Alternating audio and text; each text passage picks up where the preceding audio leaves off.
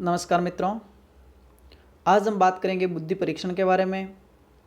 बुद्धि परीक्षण दो प्रकार का होता है, व्यक्तिगत और सामूहिक।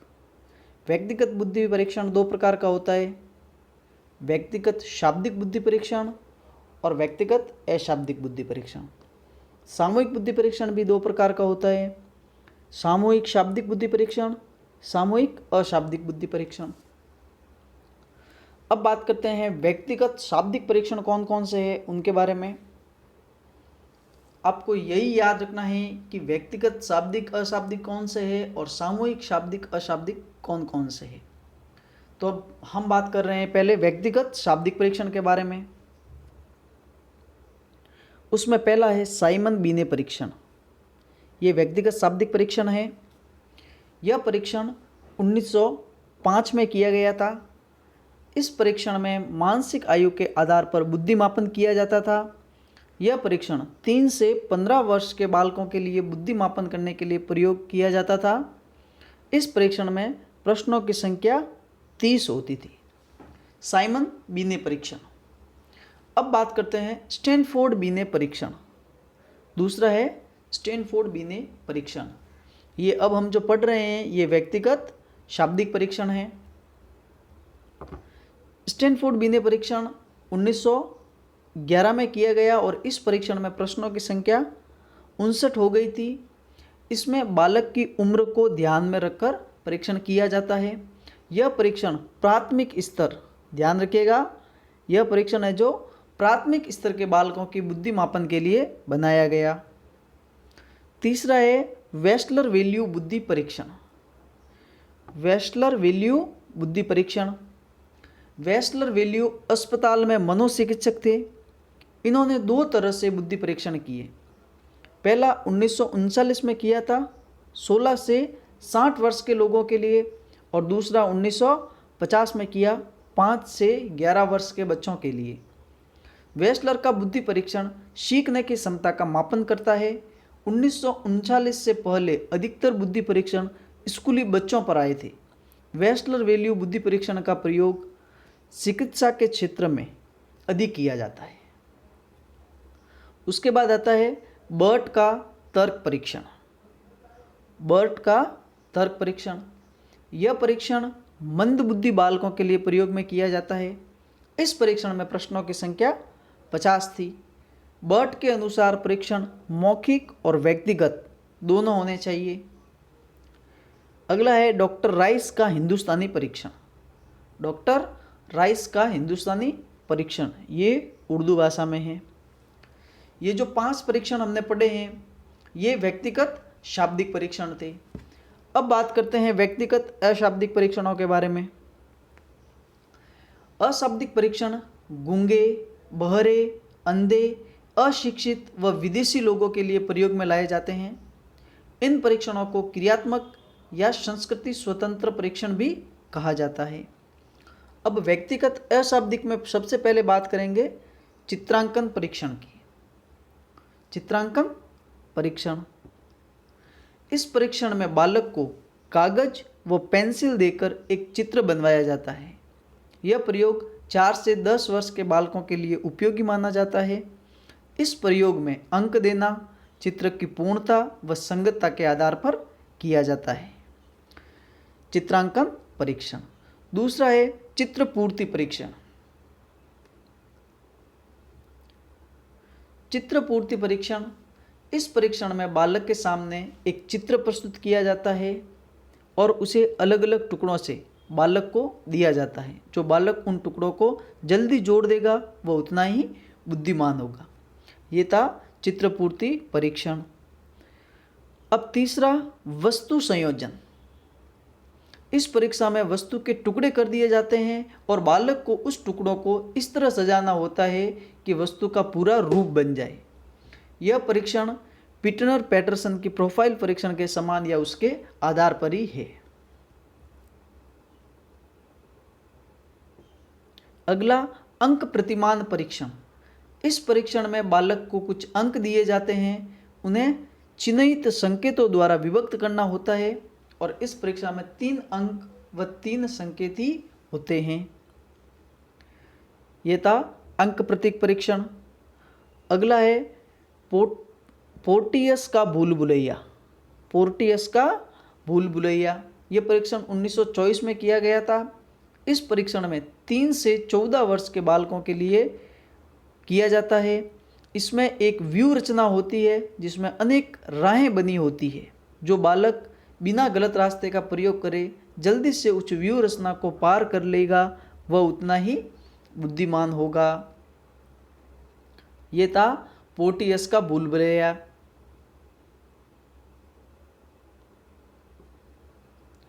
अगला आकार फलक परीक्षण।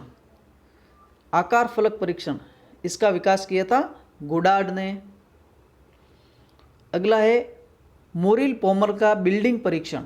मोरिल पोमर का बिल्डिंग परीक्षण, यह परीक्षण क्रियात्मक बुद्धिमापन के लिए किया जाता है। अगला है भाटिया क्रियात्मक परीक्षण। इस परीक्षण का नाम उत्तर प्रदेश मनोविज्ञान शाला के संस्थापक डॉक्टर चंद्र मोहन भाटिया ने किया। यह परीक्षण क्रियात्मक बुद्धि का मापन करता है। उसके बाद है Kohs blocks design test. Kohs blocks design test. अगला है अलेक्जेंडर प्लाज ब्लॉक परीक्षण। और उसके बाद है चित्ररचना परीक्षण। चित्ररचना परीक्षण में चित्र भारतीय ग्रामीण जनजीवन पर आधारित होते हैं। ये हमने बात की थी व्यक्तिगत अशाब्दिक। अब तक जो हमने ये सारे पढ़े हैं ये व्यक्तिगत अशाब्दिक थे। अब बात करते हैं सामूहिक शाब्दिक की। सामूहिक शाब्दिक, यह परीक्षण समूह की बुद्धि मापन के लिए प्रयोग में लाए जाते हैं। इस परीक्षण में एक समूह में समानता, विभिन्नता, गति आदि गतिविधियों पर प्रश्न किए जाते हैं। अब सामूहिक शाब्दिक में पहला है आर्मी अल्फा परीक्षण। आपको ये नाम याद रखने हैं, कौन सा सामूहिक शाब्दिक है, कौन सा सामूहिक अशाब्दिक है, प्रश्न यहीं से बनते हैं। तो सामूहिक शाब्दिक में पहला है आर्मी अल्फा परीक्षण। अमेरिकी मनोवैज्ञानिक संस्था के अध्यक्ष एम यकर्स ने जिस प्रथम परीक्षण का निर्माण किया उसे आर्मी अल्फा परीक्षण नाम दिया गया। इस परीक्षण के 8 भाग थे और प्रश्नों की संख्या 12 से 40 होती है। इस परीक्षण के प्रारंभ में सरल प्रश्न व बाद में कठिन प्रश्न पूछे जाते हैं। यह प्रयोग प्रथम बार सेना पर प्रयुक्त किया गया था।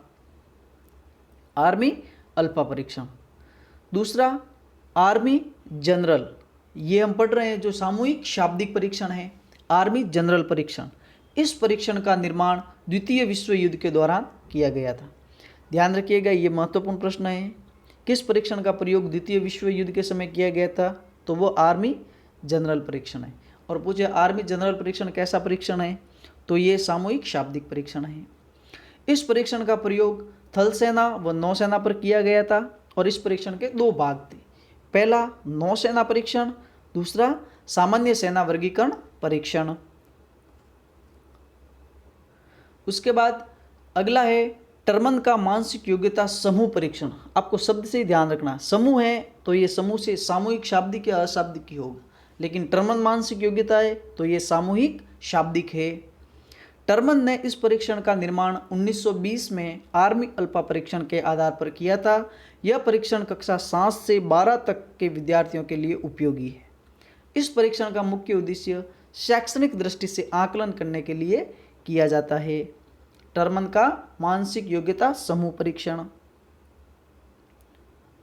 उसके बाद है डॉक्टर सोहनलाल बुद्धि परीक्षण। डॉक्टर सोहनलाल बुद्धि परीक्षण उत्तर प्रदेश की मनोविज्ञान शाला में 11 वर्ष तक के बालकों के लिए इस परीक्षण का प्रयोग किया गया है। तो डॉक्टर सोहनलाल बुद्धि परीक्षण यह भी सामूहिक शाब्दिक बुद्धि परीक्षण है। अब बात करते हैं सामूहिक अशाब्दिक बुद्धि परीक्षणों के बारे में। तो सामूहिक अशाब्दिक बुद्धि परीक्षण में पहला है आर्मी बीटा। ध्यान रखिएगा, आर्मी अल्फा है जो सामूहिक शाब्दिक है, आर्मी बीटा है जो सामूहिक अशाब्दिक है। तो आर्मी बीटा परीक्षण यह पहला अशाब्दिक बुद्धि परीक्षण, पहला अशाब्दिक बुद्धि परीक्षण था। इस परीक्षण का प्रयोग अमेरिका में उन सैनिकों की बुद्धि मापने के लिए किया जाता था जिनकी बुद्धि एक निश्चित स्तर से नीचे थी। आर्मी बीटा परीक्षण। उसके आगे बात करते हैं शिकागो अशाब्दिक परीक्षण। शिकागो अशाब्दिक परीक्षण, अब अशाब्दिक तो यहाँ दिया हुआ ही है, तो शिकागो से आपको ध्यान रखना है कि ये शिकागो सामूहिक का है। शिकागो अशाब्दिक परीक्षण 6 वर्ष से लेकर प्रौढ़ावस्था तक प्रयोग किया जाता था, 6 वर्ष से प्रौढ़ावस्था तक। उसके बाद पिगन अशाब्दिक परीक्षण, पिगन अशाब्दिक भी सामूहिक अशाब्दिक है। यह इंग्लैंड के मनोवैज्ञानिक पिगन द्वारा निर्मित है और पिगन ने इसके 4 भाग बताए हैं: प्रत्यक्षात्मक गति, समानता, सादृश्य और आकृति। ये था पिगन अशाब्दिक परीक्षण। उसके बाद बात करते हैं पिटनर पैटरसन परीक्षण। पिटनर पैटरसन परीक्षण, यह परीक्षण बहरे व्यक्तियों या उन व्यक्तियों के लिए प्रयोग में लाया जाता है जिनका कोई शाब्दिक परीक्षण नहीं कर सकते। ध्यान रखिए, बहरे व्यक्तियों के लिए पिटनर पैटरसन परीक्षण। इनमें चित्रों के माध्यम से परीक्षण किया जाता है। पिटनर पैटरसन में चित्रों के माध्यम से परीक्षण किया जाता है। अगला है रेबिन प्रोगिवव मैसिडज परीक्षण। रेबिन प्रोगिवव मैसिडज परीक्षण, ये भी सामूहिक अशाब्दिक है।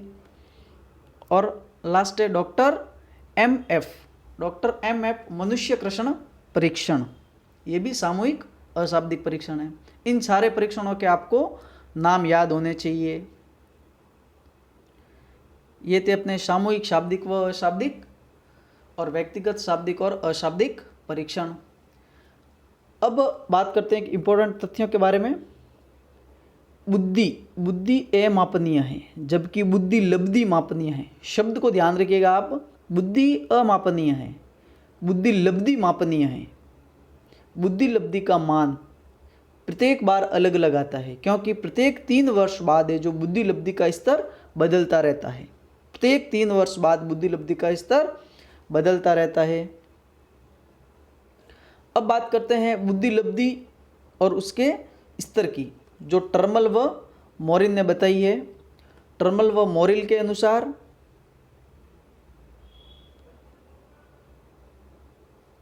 140 से अधिक बुद्धि वाले प्रतिभाशाली बालक होते हैं।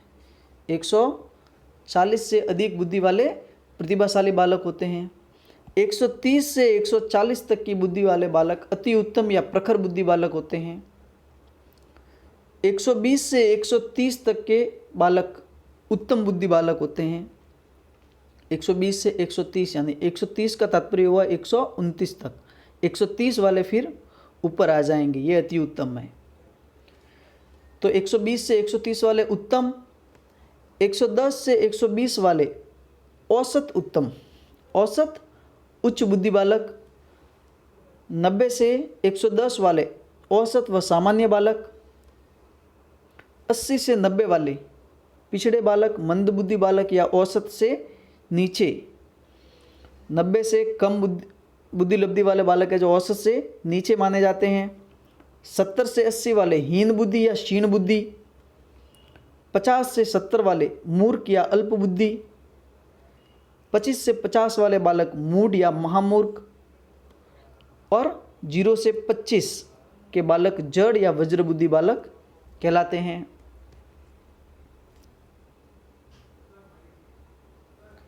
अब बात करते हैं संवेगात्मक बुद्धि के बारे में। तो संवेग का अर्थ होता है उत्तेजित होना। संवेग का अर्थ होता है उत्तेजित होना। संवेग पर सबसे पहला अध्ययन जे.बी. वॉटसन ने किया था। संवेग पर सबसे पहले किसने अध्ययन किया था? जे.बी.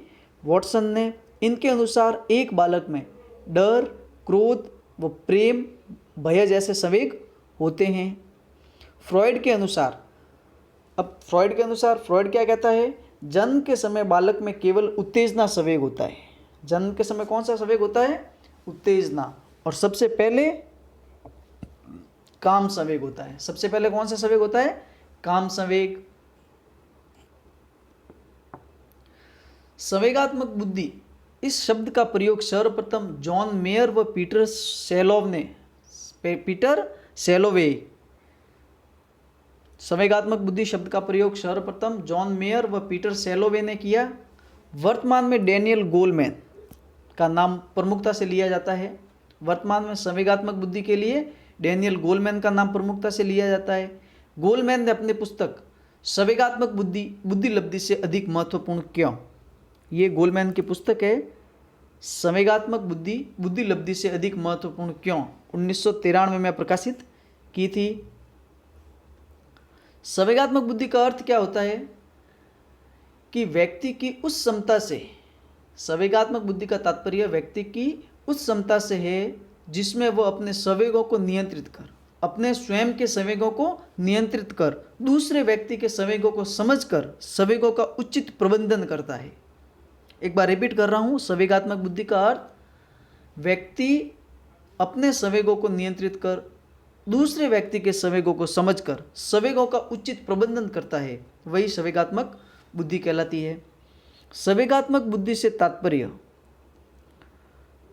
संवेगात्मक बुद्धि से तात्पर्य ऐसे शील गुणों के समुच्चय से है जिसके माध्यम से व्यक्ति अपने संवेगों को पहचान कर खुद को सही ढंग से अभिप्रेरित करता है, अपने संवेगों को नियंत्रित कर समझकर समय व परिवेश के मध्य संबंध स्थापित करता है। यही संवेगात्मक बुद्धि है। अब बात करते हैं संवेगात्मक बुद्धि की विशेषताओं के बारे में। तो संवेगात्मक बुद्धि है, यह व्यक्ति को अभिप्रेरित करती है, यह व्यक्ति के संवेगों को पहचान कर उस पर नियंत्रण करना सिखाती है, यह दूसरों के संवेगों की पहचान करवाती है। संवेगात्मक बुद्धि ये पारिवारिक जीवन में शांति प्रिय बनाने के लिए महत्वपूर्ण है। विद्यार्थी जीवन में सफलता हासिल करने के लिए संवेगात्मक बुद्धि अति आवश्यक है। रिश्तों को समझने व मजबूत बनाने के लिए संवेगात्मक बुद्धि महत्वपूर्ण है। कोई व्यक्ति जीवन में कितना सफल होगा यह संवेगात्मक बुद्धि निर्णय करेगी। डैनियल गोलमैन ने संवेगात्मक बुद्धि को 5 भागों में बांटकर कुल 25 दक्षताएं बताई है। डैनियल गोलमैन ने संवेगात्मक बुद्धि को कितने भागों में बांटा है? 5 भागों में बांटकर 25 दक्षताएं बताई है। वे 5 भाग कौन से हैं? स्वजागरूकता, स्वनिर्णय, अभिप्रेरणा, सामाजिक समूह और सामाजिक कौशल। ये डैनियल गोलमैन ने संवेगात्मक बुद्धि के 5 भाग बताए हैं। धन्यवाद मित्रों, ये थी अपनी बुद्धि परीक्षण और संवेगात्मक बुद्धि। धन्यवाद।